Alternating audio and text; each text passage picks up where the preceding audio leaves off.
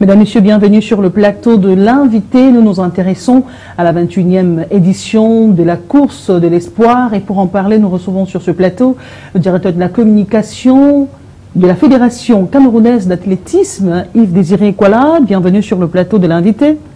Merci. Alors, c'est la 21e édition, 533 participants déjà affiliés, les nationaux et les internationaux. Dites-nous, Yves Désiré Kwala, les conditions de participation sont lesquelles, tant pour les nationaux que pour les internationaux?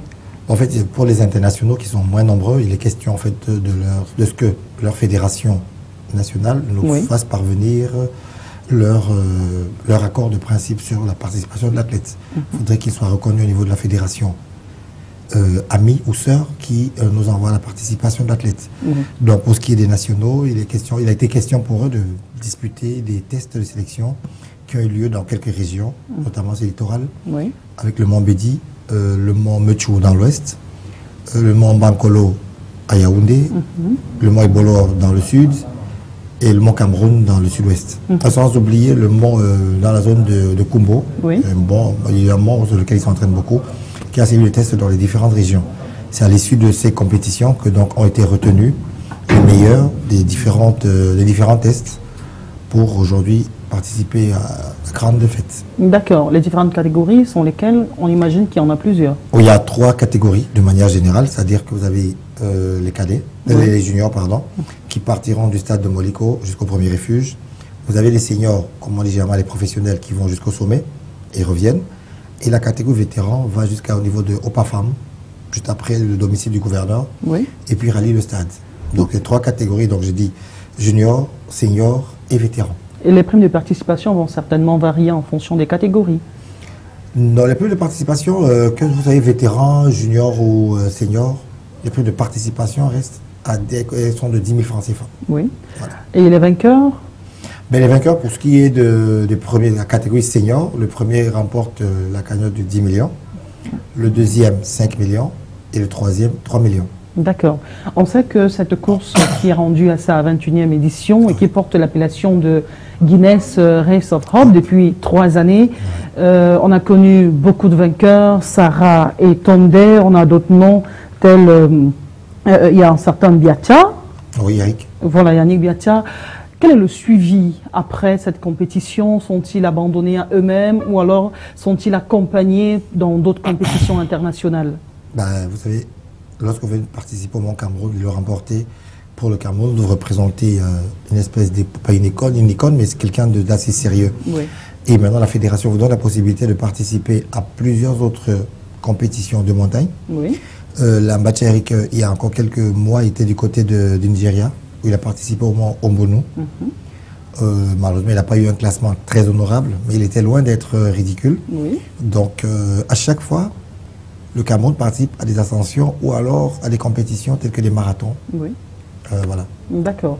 Et en ce qui concerne justement cette édition, on a compris que vous avez un chat dans la gorge. Alors, pour cette édition, M. Kwala, les innovations sont lesquelles? La première innovation, je me trouve dans les studios de la télévision Canal 2 Info. Mais sinon, la première innovation, c'est que pour la première fois, cette compétition sera retransmise en direct sur une chaîne autre que la chaîne nationale. Pour ceux qui nous suivent, qui sachent donc que le Canal 2 International va retransmettre en direct cette compétition. Ça, c'est l'une des premières innovations. On remet en place une innovation maintenant parce que on remet en place le village de l'ascension du Mont Cameroun. Ça veut dire que depuis 2 jours, toute la ville est en pleine effervescence. Une autre innovation, c'est la possibilité de... Il y a un programme de détection des jeunes qui a démarré mardi, qui a démarré jeudi. On détecte les jeunes parce qu'on s'est rendu compte qu'il y a beaucoup de jeunes qui sont intéressés par l'ascension, mais vu leur âge, on ne peut pas encore leur permettre d'y participer.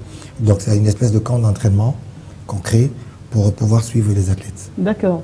Les frais financement, ou alors le financement de cette course a été très souvent le ventre mou de cette compétition, les frais qui arrivent très tardivement l'année dernière et des éditions précédentes.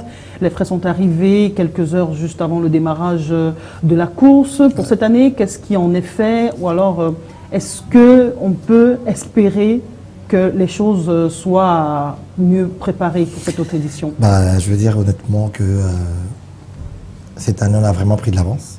Effectivement, on a utilisé tout ce qu'on a eu comme couac l'année dernière pour préparer cette édition.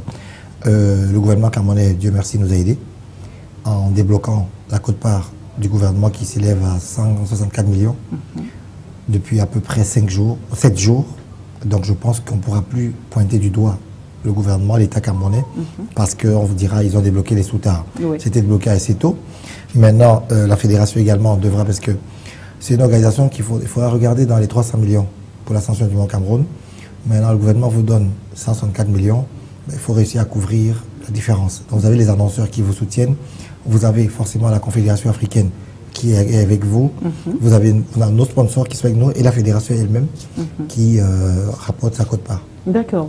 Le contexte s'y prête, l'insécurité de la partie septentrionale du pays, et on imagine que c'est une grande messe sportive, c'est une grande fête culturelle au-delà du sport. On y voit la culture dans la partie du sud-ouest Cameroun. Qu'est-ce qui est fait justement pour rassurer tous ces compétiteurs qui viennent très loin de nos frontières et ceux qui sont sur le territoire, qui vont rentrer indemnes?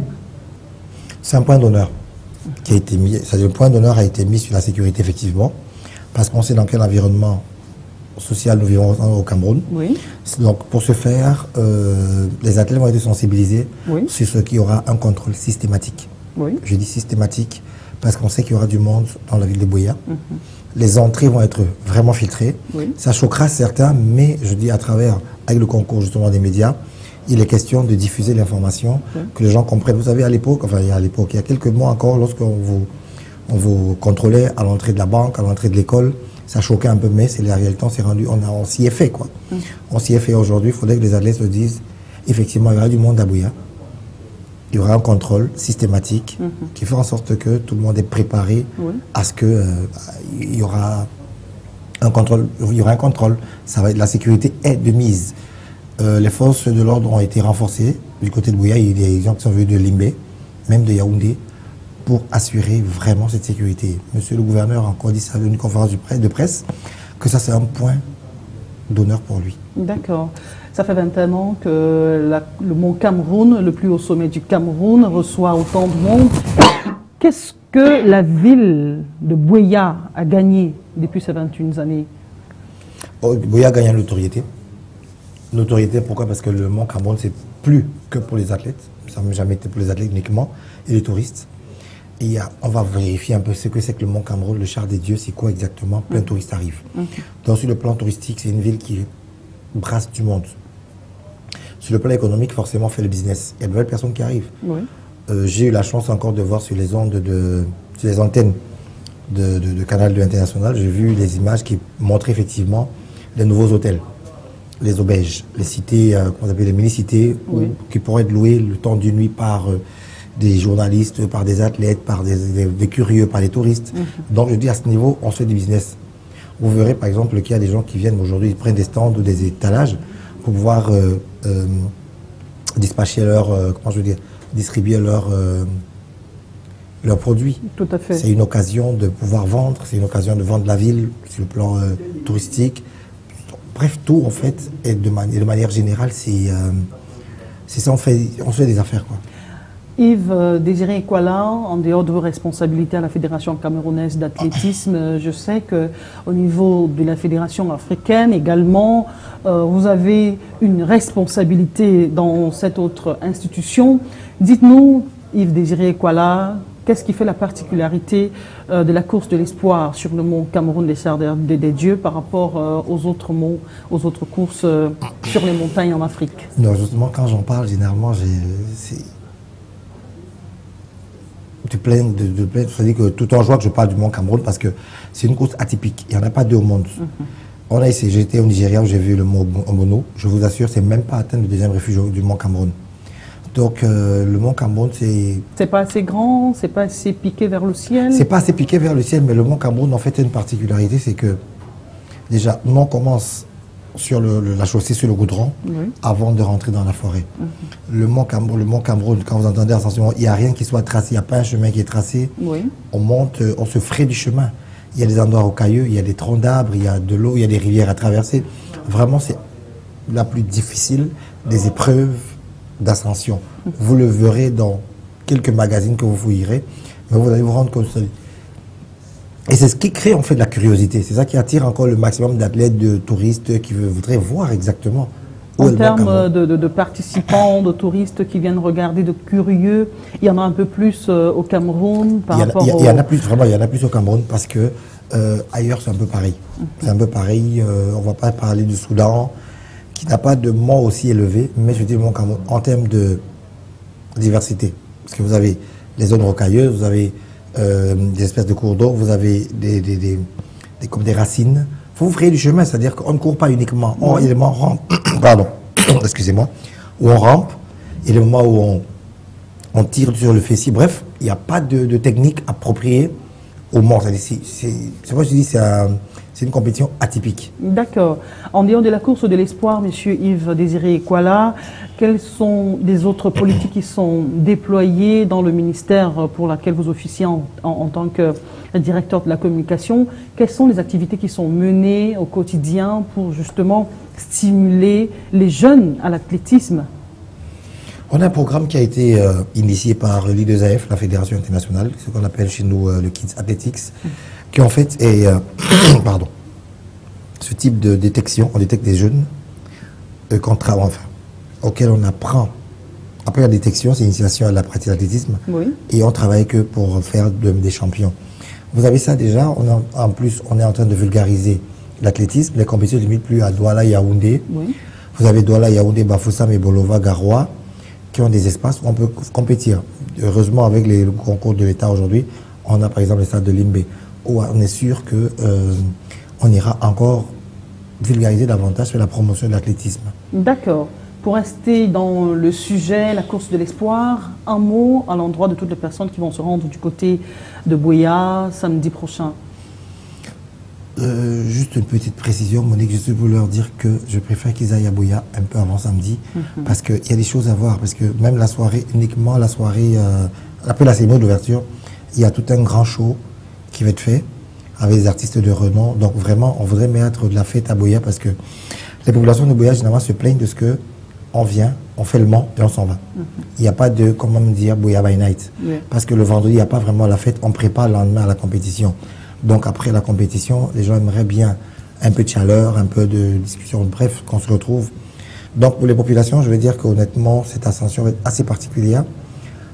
Je vais même aller jusqu'à dire, comme on aime à dire, qu'on a mis les petits plats dans les grands pour que ce soit une fête inoubliable et que ce soit peut-être même l'ascension la plus marquante de celle qu'on a vécue encore les 10 dernières années. D'accord. Monsieur Yves Désiré Ekwala, merci d'avoir accepté notre invitation. Merci d'avoir accepté de venir expliquer les contours de la course de l'espoir. Je rappelle, c'est la 21e édition. Merci à vous, messieurs. Merci. Mais merci, c'est moi qui vous remercie entièrement d'avoir pris du temps pour nous inviter et qu'on parle athlétisme. D'accord. À vous à la maison, je vous dis également merci de votre fidélité sur les antennes de Canal 2 Info. Le meilleur reste à venir. Restez des nôtres.